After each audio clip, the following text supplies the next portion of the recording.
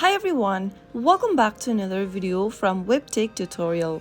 In today's episode, I'm going to be showing you how to download Dasher Direct application on your iPhone. So without wasting much of our time, let's dive into the video. First of all, open your App Store and then go to the search box at the top and type in Dasher Direct. In the search result, go ahead and look for this application from Payfare Inc. Soon after you get to the interface, tap on the Get button to begin downloading Dasher Direct on your iOS device. Dasher Direct is a combination of a Visa prepaid debit card and a mobile banking application powered by Payfare. It is designed for Dashers who are the DoorDash delivery drivers, and it offers them instant, no-fee payouts, convenient banking features, and cashback rewards. Once the application is downloaded and installed, launch the app open and get started with Dasher Direct. So that is how you will be able to download Dasher Direct application on your iPhone. If you found the video to be helpful,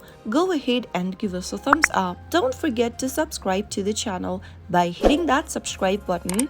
Also press on the bell icon so that you'll never miss another upcoming upload from us. I will see you again in the next video. Thank you for watching.